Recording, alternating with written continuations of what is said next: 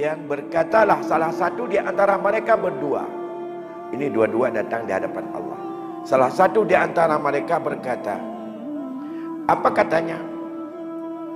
Ya Rabb, khuzli mudlimati min akhi.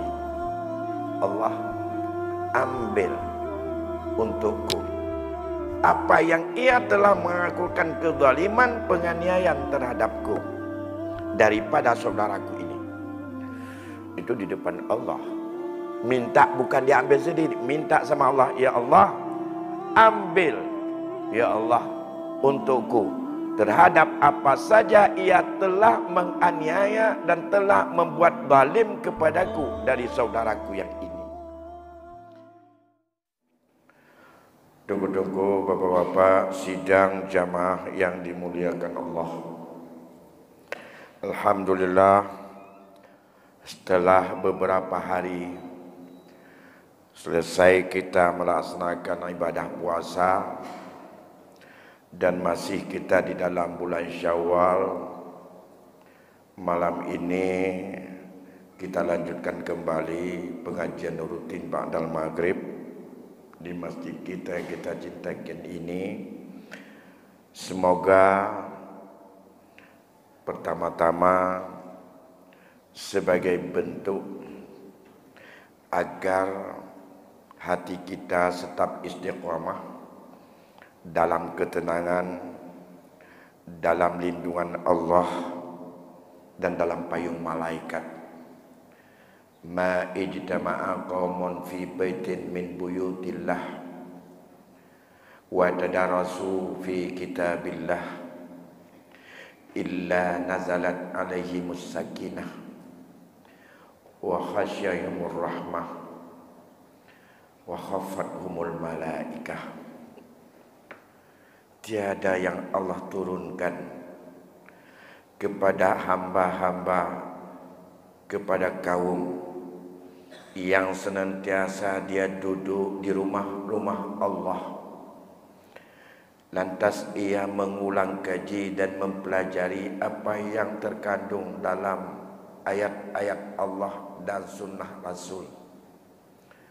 Kepada mereka Allah turunkan rasa ketenangan jiwanya, dan Allah berikan kehidupan mereka baik dalam keluarga, dalam masyarakat, dalam mencari rezeki dengan penuh kasih sayang, dan mereka senantiasa ada di dalam payung dan lindungan serta doa para malaikat. Mengingat begitu dahsyatnya tantangan kehidupan, maka majelis pengajian ini kita jadikan dan kita lanjutkan untuk setiap ba'dal maghrib, walaupun hanya 40 menit. Itu semata-mata kita ingin mendapatkan apa janji Rasulullah itu, agar kita yang hidup gak stabil, bermacam problem terus muncul, bermacam tantangan kehidupan terus untuk dibayangi di depan kita, namun kita harus tetap ketenangan dalam hidup ini, tenang dalam menyikapi apapun, istiqamah dalam kebenaran, tak mudah tergoyahkan oleh bermacam pengaruh. Yang kedua, mengingat kita baru selesai daripada bermunajah kepada Allah dengan bersyukur mengisi daripada bulan agung 1 bulan penuh. Semoga betul-betul apa yang Allah janjikan, keagungan bulan itu kita temukan dan kita dapatkan, dan kita pantas seperti apa yang dinobatkan oleh Allah sebagai hamba yang suci jiwanya. Itulah orang-orang yang berbahagia dan menang. Qad aflaha man tazakka. Dan mereka betul-betul mendapat kemenangan karena ia telah mampu mensucikan jiwanya. Yang ketiga, mari malam ini apa yang pernah dalam beberapa kali pertemuan pengajian dalam Ramadan yang pernah kita sampaikan berkaitan dengan klasifikasi kesalahan kita pada Allah yang dikelompokkan oleh Imam Al-Ghazali dalam 3 kelompok besar. Ada yang dosa dan kesalahan itu karena kita tinggalkan kewajiban yang Allah perintahkan. Kita tinggalkan perintah agama yang secara konkret itu harus kita tunaikan. Ada dosa yang karena kita melanggar daripada ketentuan Allah yang hanya hubungan kita dengan Allah dalam bentuk apakah kita minum khamar, apakah kita mengambil riswah, apakah kita hidup dengan riba, apakah kita karena menonton daripada sesuatu yang dilarang oleh agama, apakah karena kita mendengar dan menikmati, bahkan memperjualbeli dan menjadi sebagai bentuk untuk mendapat rezeki dengan alat-alat musik yang tidak dibenarkan oleh agama. Itu dosa kita dengan Allah. Bentuk taubatnya itu sudah kita jelaskan. Ada kala yang kelompok ketiga, yaitu karena dosa kita ada sangkut pautnya dengan anak Adam ini, ada sangkut pautnya dengan orang lain. Bisa saja dosa kita dengan orang tua kita, dosa kita dengan anak kita, dosa kita dengan saudara-saudari kaum kerabat dekat kita. Apakah dosa itu sangkut pautnya dengan tetangga? Apakah dengan kawan sekerja? Apakah dengan masyarakat? Apakah dengan atasan? Juga tak terpeduli dengan bawahan. Semua itu ada sangkut paut dengan manusia yang oleh Imam Al-Ghazali yang dikelompokkan kepada 5 bentuk. Ada yang kaitannya sangkut paut dengan orang lain itu karena harta, karena memiliki sesuatu. Ada sangkut pautnya karena harga diri dan kemuliaan jiwa seseorang. Ada sangkut pautnya karena darah dan jiwa anggota orang.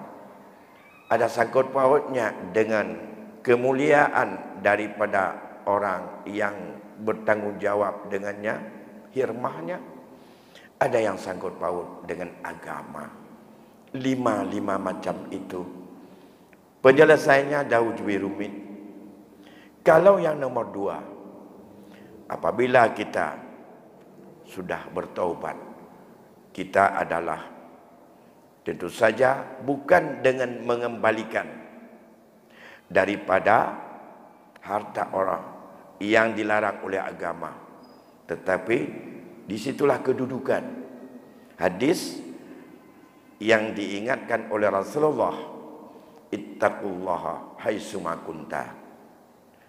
Tuh, bertakwa kepada Allah di mana saja kita, dalam konteks dan keadaan mana saja. Wattabi'us sayyi'atil alhasanata. Iringi perbuatan-perbuatan buruk itu dengan perbuatan baik. Semoga Allah tamhuha akan bisa mengampuni kita.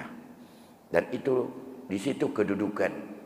Imbangi, sudah taubat, berapa banyak dosa kita dengan Allah, maka iringi dengan amalan-amalan baik. Kalau banyak harta yang kita makan dalam bentuk riba, riswah, maka imbangi untuk menyumbang dan membantu bersedekah sebanyak-banyaknya. Tapi berkaitan dengan masalah hubungan hamba dengan hamba, ini adalah sangkut pautnya yang harus untuk kita jumpai. Kalau bisa, kalau harta, kembalikan terhadap yang kita ambil. Apakah kita ambil dengan jalan tipuan, pencurian, maaf, Bismillah.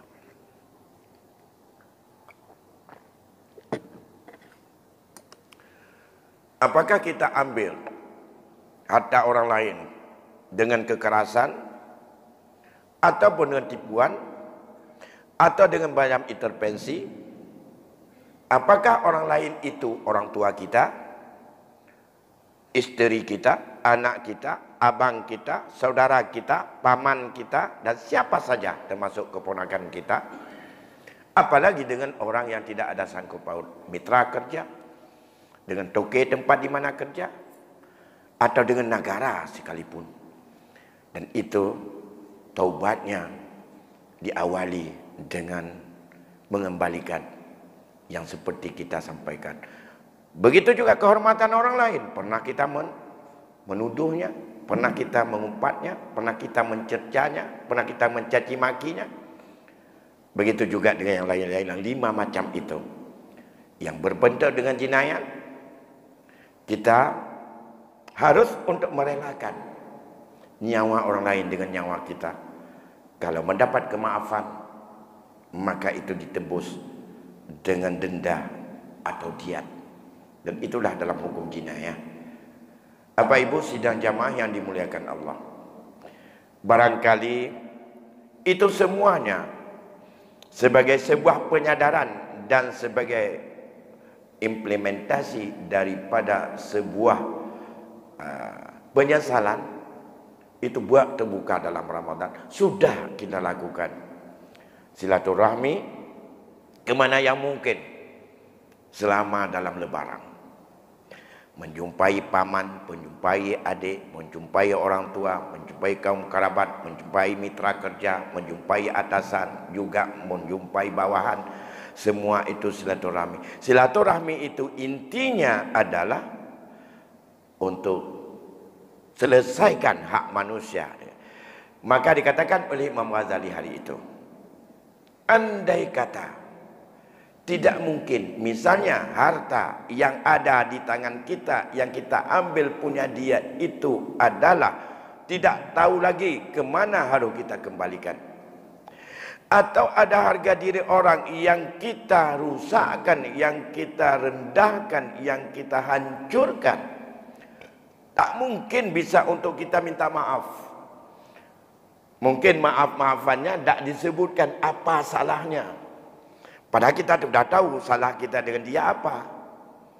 Tapi kita sembunyikan, takut nanti tambah marah. Silaturahmi berubah nanti menjadi sebagai suasana yang menghangat kembali, mentah kembali, sehingga menjadi lebih besar lagi hubungan ini yang akan terpecahkan atau yang akan renggang daripada silahnya menjadi uduahnya. Maka kata Rasul, Imam Ghazali memberi solusi, hendaklah kalau demikian berikan daripada dia itu, serahkan diri kepada Allah dengan tulus dan ikhlas. Semoga apa yang pernah kita lakukan untuk orang lain berkenan kiranya orang lain nanti dengan hidayah Allah diberikan kemaafan.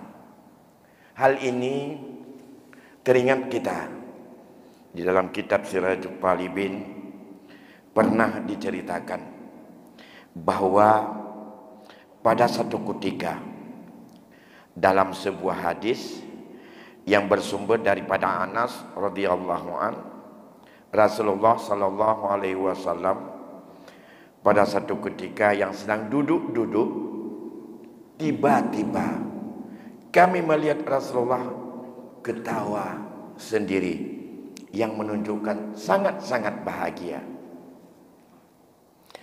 Hatta yadat sanayahu, sampai-sampai adalah menampakkan daripada apa yang ada daripada gusinya. Saat itulah Umar berkata, apa kata Umar? Ma yadhakuka ya Rasulullah bi abi anta wa ummi. Apa yang membuatmu ya Rasulullah kamu ketawa? Demi bapak dan ibuku ya Rasulullah. Belum pernah saya lihat sedang duduk-duduk Rasul begitu gembira dan merasa tertawa. Lantasan itu apa kata Rasul? Rajulani min ummati ja'aya baina yaday rabbil izzah ada dua laki-laki daripada umatku, berduanya menghadiri di hadapan Allah Azza wa Jalla. Kemudian berkatalah salah satu di antara mereka berdua. Ini dua-dua datang di hadapan Allah. Salah satu di antara mereka berkata, apa katanya?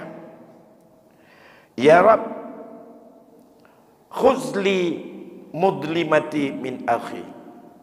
Allah, ambil untukku apa yang ia telah melakukan kezaliman, penganiayaan terhadapku daripada saudaraku ini. Itu di depan Allah. Minta, bukan diambil sendiri, minta sama Allah, ya Allah, ambil ya Allah untukku terhadap apa saja ia telah menganiaya dan telah membuat zalim kepadaku dari saudaraku yang ini. Lantas Allah berfirman saat itu, a'ti akhaka mudlimatahu. Silakan kamu berikan kepada saudaramu apa yang telah kamu menganiayanya, apa yang telah kamu menzaliminya.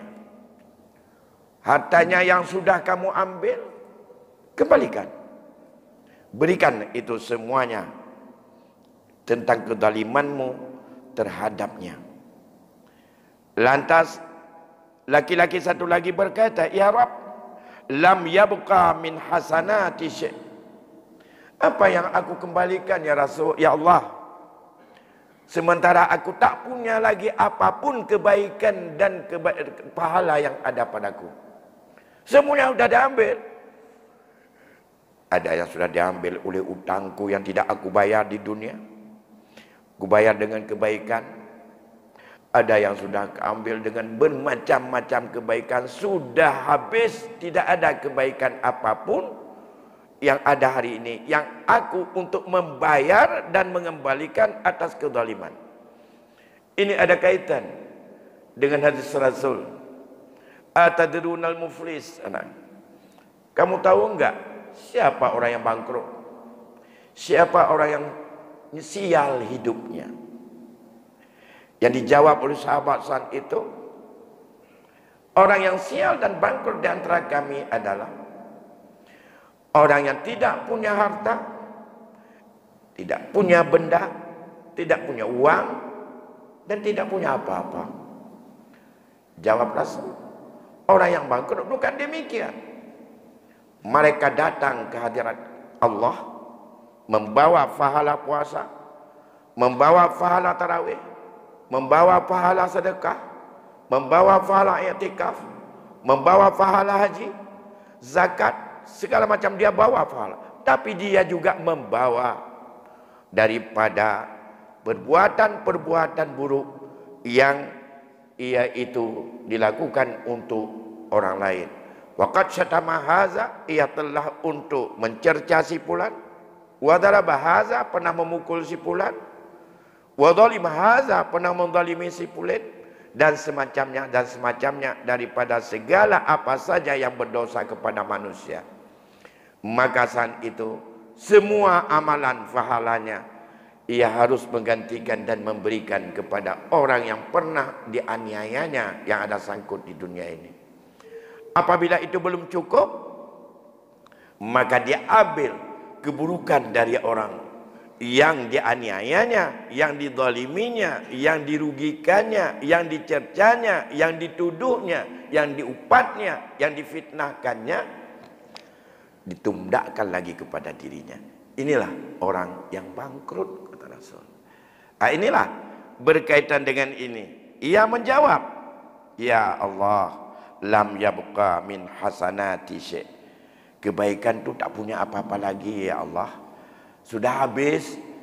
Memang pas-pasan. Bayang tunat pergi jarang. Puasa Syawal pergi kalam teruk. Ada yang terdekat pergi kelit becut. Hana, atau wajib-wajib lah gayang nak. Nyan pergi leria dengan ikhlas. Dia yakin. Tapi untuk pamer kepada orang lain, kadang-kadang yang terpu adanya hanya hati dia dengan Allah. Apakah tulus atau itu karena manusia demi untuk pamer dan untuk kebaikan. Di saat dijawab yang demikian, lantas berkata oleh Allah kepada orang yang minta tadi, agar semua kezaliman hendaknya diambil oleh Allah, diberikan kepadanya daripada saudaranya. Apa kata Allah? Kaifa tas'a bi akhika wa lam yabqa min hasanati syai'. Bagaimana kamu telah memperlakukan terhadap saudaramu padahal kamu tidak ada apa-apa lagi dari kebaikanmu. Ya Rabb, yatahammalu anni min auzari. Aku telah menanggung daripada segala keburukannya lagi kepada saya. Lantasan itu Rasulullah merisi sedih dan mencucurkan air mata saat itu. Dengan dia terus menangis. Kemudian Rasul berkata, ya, inna zalika la yaumul azim. Itulah hari yang paling besar, hari yang paling mulia, hari yang manusia berhajat kepada segala kebaikan dan manusia berat untuk menanggung segala kotoran dan dosa-dosa orang. Lantasan itu Allah berkata kepada orang yang minta tadi, yang minta agar kezalimannya dikembalikan. Apa firman Allah kepadanya? Irfa' ra'saka fandur ilal janan. Saat itu Allah berkata kepada orang yang menuntut tadi, coba angkat kepalamu, undur ilal janan, cinging di alam syurga, dalam syurga-syurgaku. Lantas ia farafa'a ra'sahu faqala. Kemudian ia mengangkat tangannya dan mengangkat kepalanya, dan ia mencoba melihat kepada yang ditunjuk oleh Allah kepada syurga. Ialah melihat dalam syurga itu, aku telah melihat di situ ada kota-kota, yang kota itu terdiri daripada emas dan perak, dan juga ada bangunan-bangunan yang indah yang dibuat daripada emas, yang itu adalah sangat berkilau bercahaya dari lu'lu'. Kemudian ia berkata, li ayyi sadiq haza, untuk siapa sebenarnya ini? Atau apakah ini milik orang-orang yang meninggal dalam perang Sabi, syahid? Allah menjawab, ini adalah surga itu liman a'atani saman. Surga itu sebagai orang yang mau membayar kepadaku akan harganya. To yang bayu yum surganya milik dialah surga itu, kata Allah. Ya Rabb, man yamliku samana. Ya Allah, sawatu ma yang bayu yum surganya, yang nayum, yang bayu, dan dia punya modal untuk membayar daripada harga surga itu. Kemudian Allah berfirman, anta tamliku, kepada orang yang laki yang bunuh untuk zalimnya, biucak bak saudara you keji gekun bakkah na yum surganya. Ya, pada dirimu ada harga surga itu. Karena nangan bayu surganya, karena di tanganmu ada sesuatu yang itu menjadi harga kamu bayar surga itu. Ya. Lantas ia berkata, wa ma huwa ya Allah, apa harga surga itu yang begitu berkilau dan indah yang ada pada diriku? Allah berfirman, afuka an akhika, berikan kemaafanmu terhadap kezalimannya terhadap dirimu. Afuka, kemaafanmu daripada saudaramu yang kamu tuntut tadi. Kabi maaf pu yang kalau kau bunuh kepada saudara ke, itulah harga syurga itu. Nah, wala ya Rab, ini kat afuta, ini kat afut terhadapnya, aku sudah mengampuninya. Allah berfirman, khud biyadi akhika fadkhulhu al jannah. Ambil tangan saudaramu itu dengan kekuatanmu dan bawa dia dalam surga itu. Inilah yang disebut dengan apa yang diharapkan dengan tamhil ila Rabbi, serahkan kepada Allah. Semoga Allah berikan ini kepada kita. Inilah makna yang disebut dua-duanya masuk syurga. Yang laki bayar kezaliman bak saudara ji, ia membayar harga syurga itu dengan tidak minta dan diberikan kemaafan kepadanya. Menunjukkan bahwa kemaafan daripada saudara kita yang kita zalimi masih berlaku sampai di akhirat nanti di saat bermunajah. Dan saat itulah begitu dia ambil, Rasulullah sallallahu alaihi wasallam adalah bertersenyum dan ketawa bahagia, dua-dua daripada umatnya bisa masuk surga. Harganya hanya memberi kemaafan kepada saudaranya yang telah menzaliminya. Dan inilah solusi yang ditawarkan oleh Imam Ghazali. Kalau tak mungkin minta maaf, tak sanggup membayar dan segala macam, maka serahkan itu kepada Allah dengan tulus dan berjanji kepada Allah tidak kita mengulangi lagi. Andai kata kita untuk membuka diri kepadanya tentang apa yang kita lakukan, kita khawatir itu akan bertambah kemarahannya, tapi bukan kemaafan yang kita dapatkan. Bapak Ibu sidang yang dimuliakan Allah, oleh karena demikian inilah yang membuat tersenyum Rasulullah yang dipertanyakan oleh Sayyidina Umar kepada dalam sebuah majlis. Dan inilah yang kita harapkan, besarnya kemaafan daripada kita baik di dunia maupun di akhirat.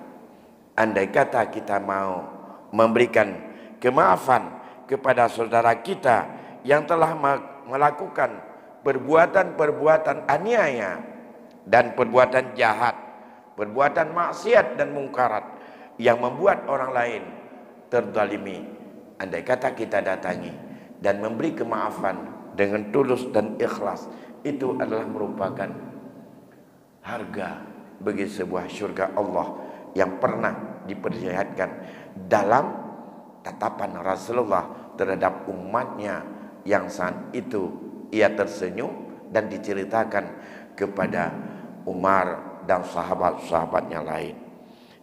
Maka saat itulah Rasul mengatakan, ittaqullah wa aslihu zata bainakum, innallaha yuslahu bainal mu'minin. Bertakwalah kepada Allah dan islahlah, berdamailah, berikanlah kebaikan yang ada di antara kalian yang memang bersengketa. Allah akan memberikan islah dan kebaikan antara orang-orang mukmin. Inilah yang disebutlah oleh Imam Al-Ghazali bahwa yang didapati surga itu bisa dengan akhlak yang mulia, tapi modalnya taubat. Tidak ada solusi lain. Andai kata persoalan itu menyangkut dengan harta yang kita kuasai sudah berlapis-lapis, yang tidak bisa untuk bagaimana kita selesaikan, kecuali harapan hanya itu kalau kita sadar. Tapi jangan berlanjut lagi, terutama menyangkut warisan yang munasakhah, harta yang dalam keluarga kita yang sudah berlapis-lapis lama dan tidak ada untuk niat dan penyelesaiannya, yang pemiliknya barangkali sudah meninggal dunia, yang mereka tak sempat untuk menikmati dan untuk mendapatkannya, dan itu masih terus bertahan hari ini. Salah satu bentuk kita diterima amal ibadah puasa, maka hendaklah kita untuk menyelesaikannya sampai dengan hari ini ke belakang. Banyak hal yang tidak bisa lagi untuk dideteksi dan untuk dihitung.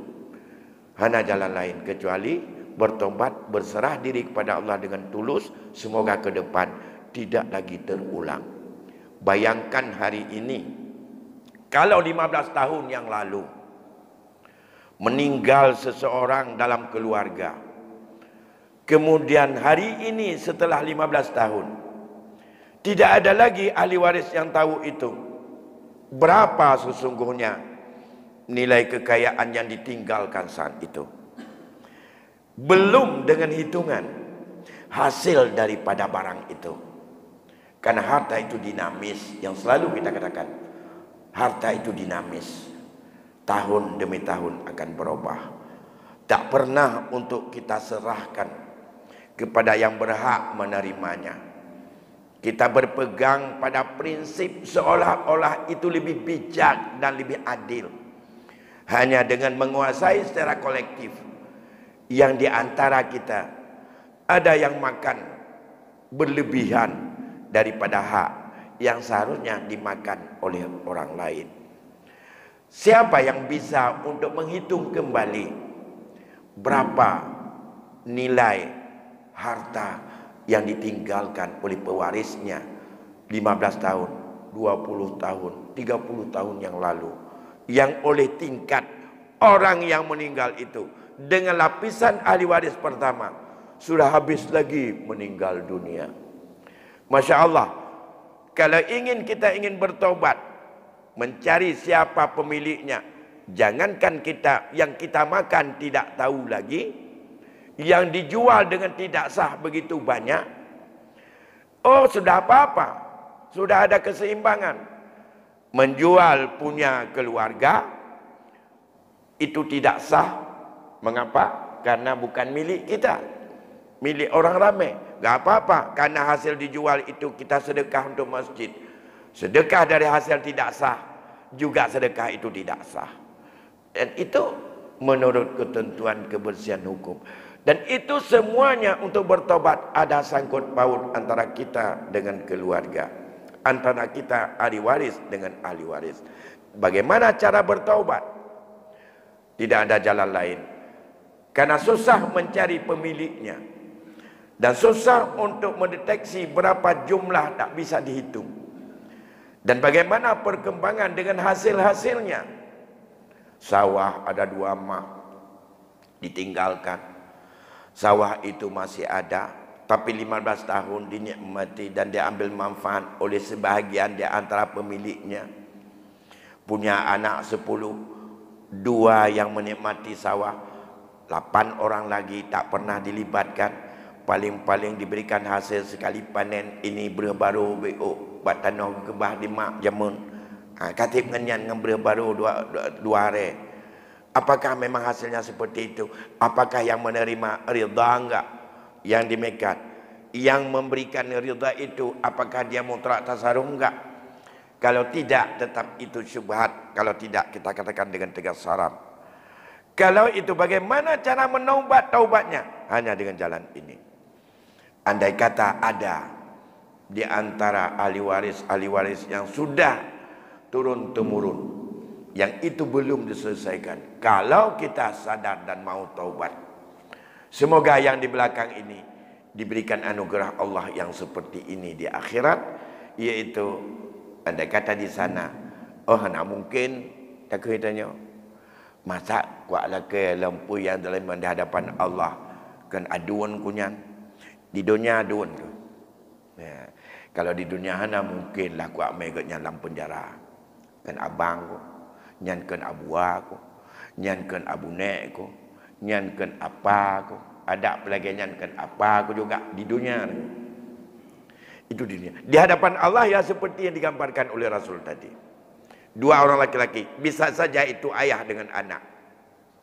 2 orang laki-laki itu bisa saja adik dengan abang. Bisa saja antara abang dengan kakak. Bisa saja antara saudara dengan saudara. Bisa saja seorang keponakan dengan pamannya. Kalau ada sangkut paut, ia di hadapan Allah akan minta nanti, ya Allah, khuzli, ambil untukku apa yang ia telah menzalimiku daripada saudaraku yang ini, daripada keluargaku yang ini, dari ayahku yang ini, dari anakku yang, dari ibuku yang ini. Ya, karena dikatanya dengan adat dan tradisi yang ada, yang paling besar potensi yang menzalimi itu adalah kalau bukan suami, istri. Mengapa? Karena merasa bahwa dengan problema gono gini, seolah-olah tak perlu dipisahkan, menjauh meninggal kau mantau perumoh yang lanjut. Menjauh meninggal perumoh ambil alih oleh suaminya sebagai penguasa tunggal yang tak perlu untuk dibagi-bagi kepada anaknya dan siapa saja. Dalam hukum faraid, suami isteri bukan penguasa selaras. Dia punya hak yang tertentu yang diberikan. Anaknya punya hak tertentu yang diberikan daripada orang mati. Tidak dianggap bahwa itu ada alih kekuasaan dalam sebuah keluarga. Kalau itu dilakukan, maka ini terjadinya kezaliman. Kezaliman ini di hadapan Allah akan dituntut nanti. Karena di sana tak pernah untuk ada seperti yang kita bayangkan di dunia ini, bahwa karena itu abangnya ataupun adiknya atau dengan siapa saja, dan itu adalah seolah-olah tak apa-apa, nanti kita berikan maaf saja. Bapak Ibu sidang jamaah pengajian yang dimuliakan Allah. Oleh karena demikian, semoga kita selama dalam bulan Syawal ini, apa yang kita datangi, apa yang silaturahmi kita lakukan, bagian daripada proses untuk bisa kita meminta saling memaafkan dan melepaskan dan meridhakan. Andai kata itu tak terbuka dan tidak kita buka apa sesungguhnya yang kita lakukan, maka solusinya itu adalah kembali ke hadirat Allah dengan penuh tulus dan ikhlas, dengan selalu memohon kepada Allah. Semoga Allah berikan ilham dan hati daripada orang yang kita zalimi itu nanti satu saat akan diberikan kemaafan kepada apa yang kita lakukan kezaliman itu. Kemaafan dari Allah dari saudara kita itu merupakan jaminan harga daripada syurga Allah, yang Allah berikan kemuliaan kepada yang memberikan maaf itu untuk bisa menghantarkan dan membawa saudara yang menzaliminya itu ke dalam syurga. Begitu sifat rahman dan kasih sayang Allah. Hal itu semuanya sangat ketergantungan kepada nilai ketulusan, keikhlasan dan nawa itu kita, apakah tulus karena Allah atau tidak. Bapak Ibu sidang jamaah yang dimuliakan Allah. Kemudian berkaitan dengan yang lain-lain juga sama. Tidak mesti yang dizalimi dengan harta, tapi termasuk apa yang sifatnya itu harga diri. Barangkali pernah dengan orang tua kita yang tak bisa kita bertemu, bahkan kita kadang-kadang banyak yang membuat dia sakit hati, banyak yang membuat dia tersinggung, yang hari ini enggak tahu secara langsung untuk kita minta maaf. Ini juga harapan. Andai kata kita nanti bersama dengan ibu, dan ibu minta kepada Allah agar apa yang kita lakukan sebagai seorang anak yang kita durhakainya untuk diambil oleh Allah daripada kita, maka semoga ibu memberi maaf kepada kita nanti kalau enggak sempat gini, dan itu menjadi sebagai nilai atau harganya syurga Allah akan diberikan kepadanya, dan ibu akan bisa untuk menggantikan dan untuk membawa anak-anaknya kepada jannatul syurga Allah yang begitu indah yang diperlihatkan oleh Rasulullah dalam duduk dan termenungnya, yang membuat ia begitu bahagia karena dua-dua umatnya selamat daripada murka Allah. Demikian